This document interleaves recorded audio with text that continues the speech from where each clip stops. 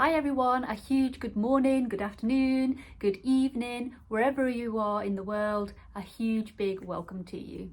So in today's video, we're going to be discussing all about the recent public sector pay offer. So if you didn't know already, firstly, where have you been living? Maybe you don't have a TV, radio, news, anywhere, and I just don't know maybe. But if you didn't know, all of the public sectors have been going on strike recently. I have already done some strike videos, especially within nursing, so go check them out if you haven't already. So in the latest sort of news, where are we at with nursing? Nurses apparently have voted not to strike anymore, without any pay offer, without anything, which I find very bizarre and odd, because why would you vote to strike in the first place, then reject the pay offer, and then vote not to strike and continue to get what you were striking for? It doesn't make sense to me. However, I mean, I have no facts, science, anything behind this. This is just what I've seen and heard from colleagues, what I've seen on social media, myself as well. I never received any ballot paper, so I didn't get the chance to vote for it. And this is the case for many people by the looks of it on social media. So I have taken to social media to have a look, and there's a lot of people saying and tweeting, there's a lot of TikToks going around as well, saying they didn't receive a ballot paper, so they haven't been able to vote. So has something happened behind the scenes? Has something gone on and people just haven't received their ballot paper, and now we're just accepting that this is it now for nurses? It's not okay. It just doesn't make sense to me, and I don't know why and what's gone on or what's happened. I've got no facts or anything behind anything on it, so I'm not going to discuss that anymore. So let's move on to what now.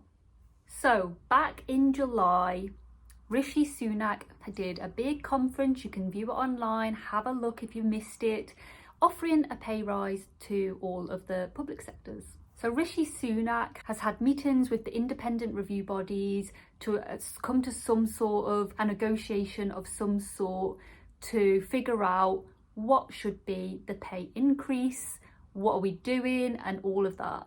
So here's a breakdown of just some of the public sector. I have my trusty laptop in front of me just to get the figures for you. So police are getting an increase of 7%, NHS workers 6%, junior doctors 6% plus a £1,250 one-off payment.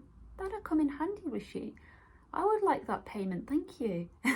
Prison officers 7%, armed forces a measly 5%.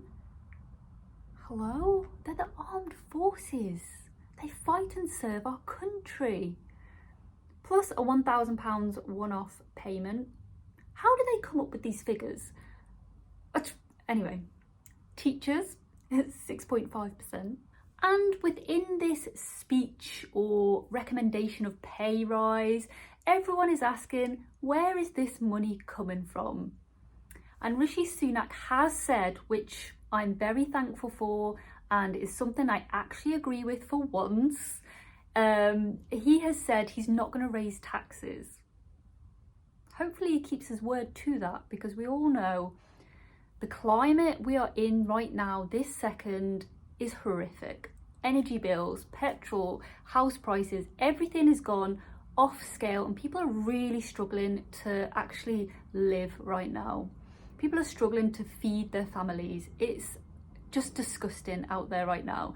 So the impact of increasing taxes, considering everything that's going on right now, would be diabolical.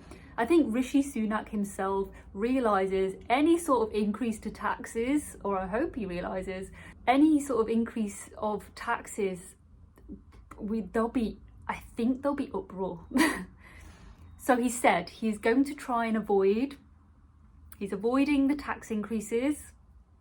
Fingers crossed he sticks to his word, because we all know what the government's like with their suggestions and going back on things and not putting things in place that they said they were going to. And we won't talk about Boris and the side of the bus for the NHS and the figures that he misled people with, but yeah, we won't talk about that.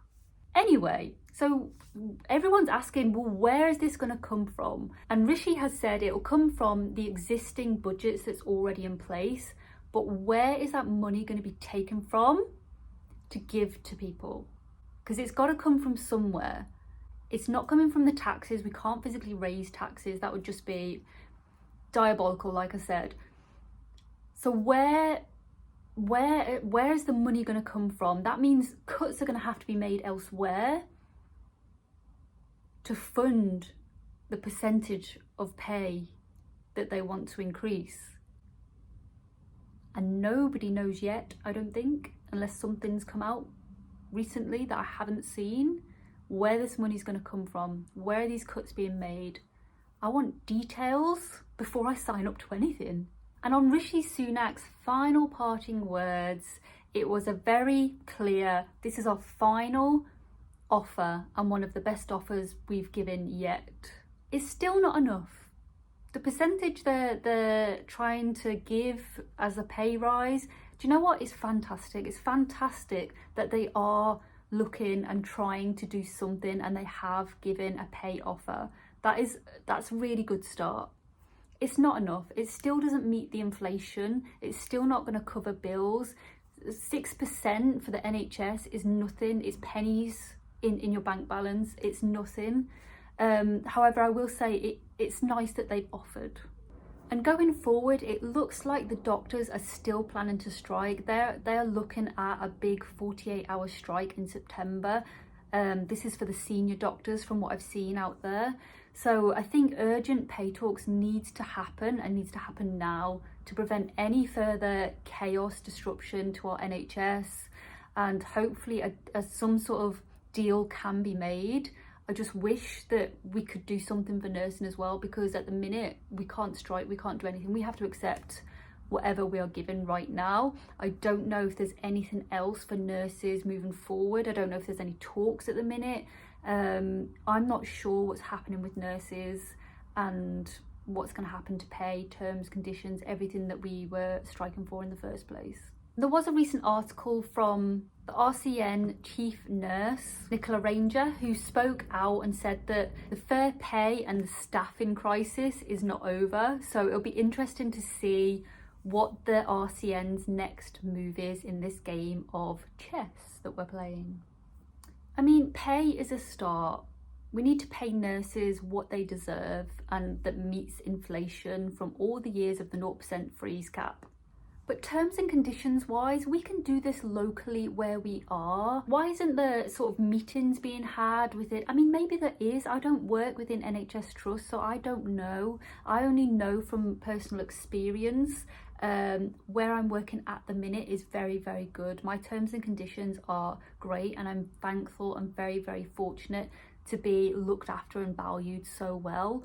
However, other people out there in different NHS trusts and things like that, there should be meetings being had with all of the staff to say, okay, what can we do to improve the work conditions? Because that's the responsibility of the trust. It's not Rishi's job to come and sort of sort out your work. He can only do so much. The government can only do so much. Then it's down to the local trust itself, the management, your manager, your team, your colleagues, everybody within that works in the trust needs to come together and say, okay, these standards aren't acceptable. Patient safety is at risk. What can we do to change? What can we do to put things in place to protect colleagues, to protect the staff, to protect the patients in front of us and families and friends potentially who may be a patient in future? More of those discussions need to be had in the workplace and the terms and conditions looked at properly, and see if there's anything we can do to value our staff. So just to finish off, everything's very uncertain. Yes, Rishi has made an announcement that there's been an official pay guarantee of some sort, but there's nothing really for nurses. We've kind of been done by a little bit with everything going on, and I'm not too sure what's going to happen. However, hopefully locally within our trust we can come to some sort of agreements. We can create better work-life balance for everybody. We can value our nurses. So it's not just about the pay increases. This isn't why everybody striked. It's also about the value, the terms and conditions. And if we can get that part right locally where we are, make the changes needed to make a positive impact, the pay won't be as bad. I hope that makes sense. But just to put that into a little bit of context, my happiest roles have never been about pay. They've been about the terms and conditions, the people I work with, and how valued and how motivated I feel. So if we can get that part right, the rest is going to hopefully follow. And don't forget to check out the Nurses.co.uk website for more blog articles, for more videos that may be of interest. Have a great day, everyone.